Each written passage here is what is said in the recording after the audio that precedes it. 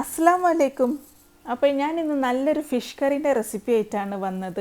കല്ലുമ്മക്കായ, ചെമ്മീൻ, എരുന്ത്, പലതരം മീൻ, പച്ചക്കായ, ഉരുളക്കിഴങ്ങ് എല്ലാം കൂടെ ഇൻക്ലൂഡ് ചെയ്തിട്ടുള്ള നല്ല പൊളിയായിട്ടുള്ള സ്പൈസി കറിയാണിത്. ഇപ്പം ഇത് ട്രെൻഡി ആയിട്ട് മുമ്പോട്ട് പോകുന്ന ഒരു ഫിഷ് കറി തന്നെയാണിത്. ഹോട്ടലുകളൊക്കെ ബക്കറ്റ് ഫിഷ് കറി എന്ന് പറഞ്ഞാൽ ഇപ്പം നല്ല ട്രെൻഡാണ്. അപ്പോൾ ഇത് എൻ്റേതായ ഒരു സ്റ്റൈലിലാണ് ഞാനിവിടെ ഉണ്ടാക്കിയത്.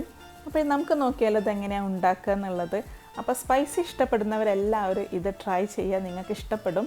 ഇത് ഞാനിപ്പോൾ ഒരു പാസ്തൻ്റെ ഒക്കെ കൂടെയാണ് സെർവ് ചെയ്യുന്നത്. പക്ഷേ ഇത് ചോറിൻ്റെ ഒക്കെ കൂടെ പൊളി ടേസ്റ്റാണ്. പക്ഷേ നിങ്ങളൊന്ന് പാസ്തൻ്റെ കൂടെയും ട്രൈ ചെയ്യണം. രണ്ടും സൂപ്പർ കോമ്പിനേഷനാണ്. ഇതിൻ്റെയൊക്കെ ഈ എല്ലാ മീനും ഷെല്ലിൻ്റെ ഐറ്റംസൊക്കെ വരുന്നതല്ലേ, എല്ലാത്തിൻ്റെ ഫ്ലേവർ കൊണ്ട് പൊള്ളിച്ചിട്ടുണ്ട് ഈ കറി.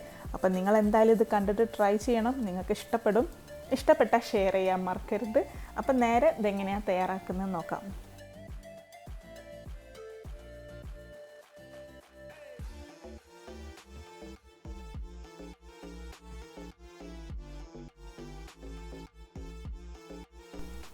അപ്പോൾ നമുക്ക് ഈ കറിയിലോട്ടേക്ക് വേണ്ട മീനുകൾ എന്തൊക്കെയാണെന്ന് നോക്കാം. പടമാന്ത എടുത്തിട്ടുണ്ട്, അതുപോലെ അയിലപ്പാര എടുത്തിട്ടുണ്ട്, വേറൊരു മീനുണ്ട്, നല്ല ടേസ്റ്റി ആയിട്ടുള്ള മീനാണ് കേട്ടോ ഇത്. മൂന്ന് നല്ല ഫ്ലഷുള്ള നല്ല ഫിഷാണ്.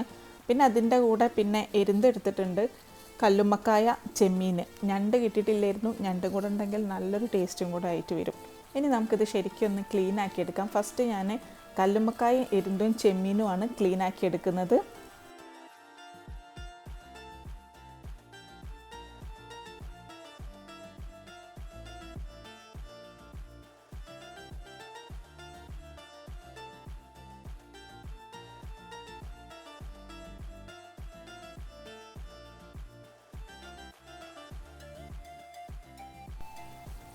അപ്പോൾ ഈ കല്ലുമ്മക്കായ, എരുന്തും ചെമ്മീനൊക്കെ വൃത്തിയാക്കി എടുത്തിട്ടുണ്ട്. ഇനി നമുക്ക് മീൻ കട്ട് ചെയ്യാം.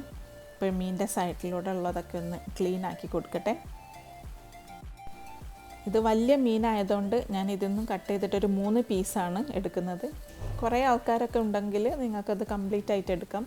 ഇവിടെ പിന്നെ നമുക്ക് 3 പീസ് മതി ഓൾറെഡി. ബാക്കിയുള്ളത് ഫ്രിഡ്ജിലോട്ടൊക്കെ തന്നെ എടുത്ത് വെക്കാം. അടുത്ത മീനും അതുപോലെ തന്നെയാണ്, ഒരു 3 പീസ് കട്ട് ചെയ്തിട്ടാണ് എടുക്കുന്നത്. പക്ഷേ മാന്തൾ, പടമാന്ത അത് കംപ്ലീറ്റ് ആയിട്ട് തന്നെ എടുക്കുന്നുണ്ട്.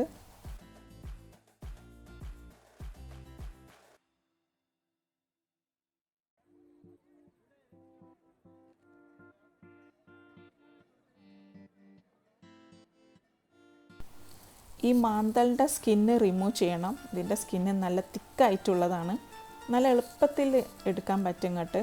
അപ്പം ഇത് അറിയുന്നവർക്കാണെങ്കിൽ ഇതിൻ്റെ ഇറച്ചിയൊന്നും കുടുങ്ങാതെ നല്ല നൈസായിട്ട് ഇത് റിമൂവ് ചെയ്യാൻ പറ്റും.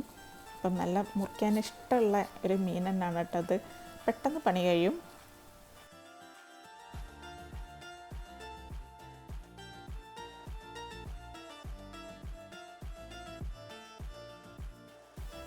അപ്പോൾ എല്ലാ മീനും കട്ട് ചെയ്തെടുത്ത് കഴിഞ്ഞു. ഇനി ശരിക്കും ഇതൊന്ന് കഴുകി വൃത്തിയാക്കിയെടുക്കാം.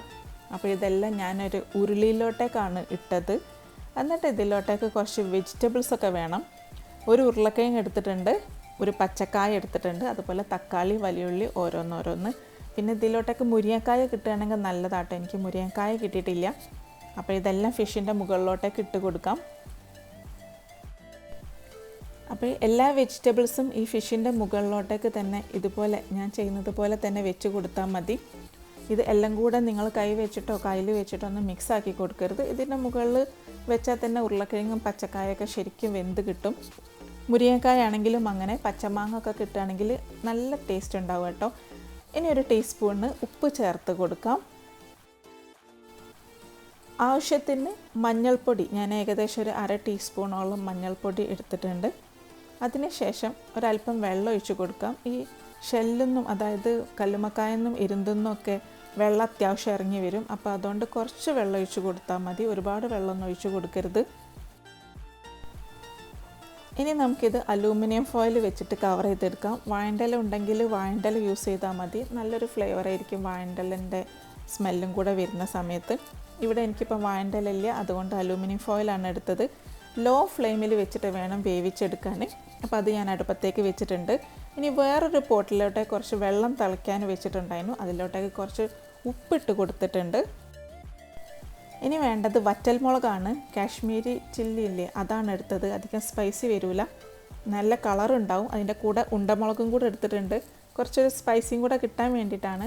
അപ്പോൾ നിങ്ങൾക്ക് സ്പൈസി വേണ്ടെങ്കിൽ അങ്ങനത്തെ മുളക് ഒഴിവാക്കാം, വറ്റൽമുളകാണ് എടുക്കേണ്ടത്. പിന്നെ നമുക്കിതിലോട്ടേക്ക് വെള്ളുള്ളി വേണം. വെള്ളുള്ളി ഏകദേശം ഒരു 10-20 അല്ലിയോളം എടുത്തിട്ടുണ്ട്, അതായത് 2 എണ്ണം കംപ്ലീറ്റ് ആയിട്ട് വേണം. ഇത് അത്യാവശ്യം വലിപ്പമുള്ളതാണ്, ഫ്ലേവർ കുറഞ്ഞതാണല്ലോ. അപ്പം നമ്മുടെ നാട്ടിലത്തെ ചെറിയ വെള്ളുള്ളി ആകുമ്പോൾ കുറച്ചെടുത്താൽ മതി. അപ്പോൾ അതെല്ലാം ഒന്ന് ചതച്ചെടുത്തിട്ടുണ്ട്.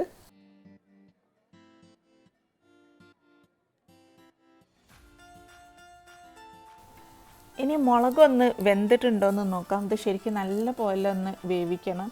ഓൾമോസ്റ്റ് ഒരു 5 മിനിറ്റ്സോളം ഞാനിത് കുക്ക് ചെയ്തിട്ടുണ്ട്. അപ്പോൾ ഇനി ഇതൊന്ന് നമുക്ക് അരച്ചെടുക്കാം. അത്യാവശ്യം ചൂടോടെ തന്നെയാണ് അരച്ചെടുക്കുന്നത്. ഇതെല്ലാം മിക്സിയുടെ ജാറിലോട്ടേക്ക് ഇട്ട് കൊടുക്കാം.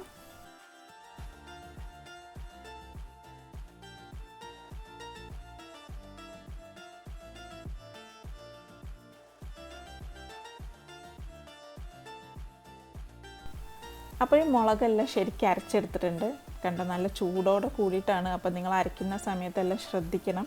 ഇതിൻ്റെ ടേസ്റ്റ് ഒന്ന് നോക്കാം. നല്ലൊരു സ്മെല്ലാണ് വരുന്നത്. എനിക്ക് ഭയങ്കര ഇഷ്ടമാണ് കേട്ടോ ഈ ഒരു പേസ്റ്റ്. ഇനി നമുക്ക് മീനെല്ലാം ഒന്ന് വെന്തിട്ടുണ്ടോ എന്ന് നോക്കാം. ഏകദേശം ഒരു 10 മിനിറ്റ്സ് ലോ ഫ്ലെയിമിൽ വെച്ചിട്ടേ ഉള്ളൂ. ശരിക്കും വെന്ത് കിട്ടിയിട്ടുണ്ട്. ശരിക്കും ഉരുളക്കിഴങ്ങ് വെന്തോന്നാണ് നമ്മൾ നോക്കേണ്ടത്. ഉരുളക്കിഴങ്ങ്, പച്ചക്കായൊക്കെ അതെല്ലാം പെർഫെക്റ്റ് ആയിട്ട് കിട്ടിയിട്ടുണ്ട്. ഇനി ഒരു നോൺ സ്റ്റിക്ക് പാനിലോട്ടേക്ക് നമുക്ക് കുറച്ച് വെളിച്ചെണ്ണ ഒഴിച്ചു കൊടുക്കാം. സെയിം പാൻ തന്നെയാണ് ഞാനിവിടെ യൂസ് ചെയ്യുന്നത്. അതിലോട്ടേക്ക് നേരത്തെ ചതച്ച് വെച്ച വെള്ളുള്ളി ഇട്ട് കൊടുക്കാം. ഇതൊരു ബ്രൗൺ കളർ ആവുന്നത് വരെ വഴറ്റി കൊടുക്കണം.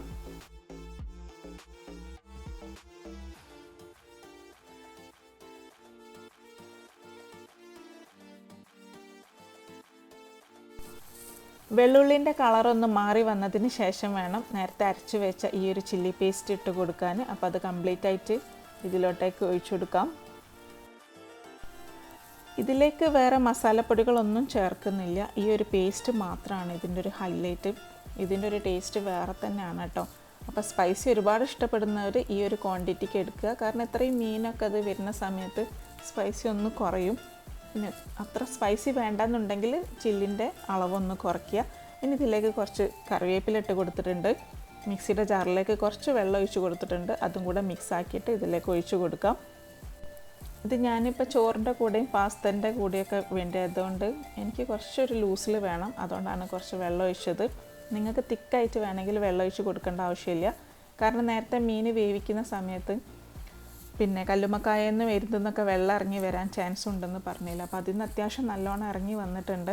ഇപ്പോൾ ഉരുളക്കിഴങ്ങും പച്ചക്കായൊക്കെ വെന്തിട്ടുണ്ടോ എന്ന് നോക്കുക. അപ്പോൾ അതൊന്ന് പതുക്കെ ഇട്ട് കൊടുക്കാം. അപ്പോൾ മീനൊന്നും പൊടിയാത്ത രീതിയിൽ വേണം അതിലോട്ടേക്ക് ഷിഫ്റ്റ് ചെയ്യാൻ. ഇതെല്ലാം വേവിക്കുന്ന സമയത്ത് നിങ്ങൾ പ്രത്യേകം ശ്രദ്ധിക്കേണ്ടത് ഷെൽ ഐറ്റംസൊക്കെ താഴെ വെച്ച് കൊടുത്തതിന് ശേഷം മുകളിലായിരിക്കണം മീൻ വെച്ച് കൊടുക്കാൻ. കാരണം താഴെ മീൻ വെച്ചാൽ കംപ്ലീറ്റ് ആയിട്ട് പൊടിഞ്ഞു പോകും. അപ്പം കണ്ടില്ല, ഇത്രയും വെള്ളം ഇറങ്ങി വന്നിട്ടുണ്ട്. ഇതിൽ നമ്മൾ കുറച്ച് വെള്ളം ഒഴിച്ച് കൊടുത്തിട്ടുള്ളൂ, ജസ്റ്റ് ഒന്ന് ഉരുളക്കിഴങ്ങൊക്കെ ശരിക്കും ഒന്ന് വെന്ത് കിട്ടാൻ. അപ്പോൾ ഈ ഒരു വെള്ളം കൂടെ അതിലോട്ടേക്ക് കറിയിലേക്ക് ഒഴിച്ച് കൊടുത്താൽ ശരിക്കും നല്ലൊരു ഫ്ലേവർ ആവും. അപ്പോൾ നിങ്ങൾ ഒരുപാട് കിടന്ന് മിക്സ് ആക്കരുത്. അപ്പോൾ മീനെല്ലാം പൊടിഞ്ഞു പോകും.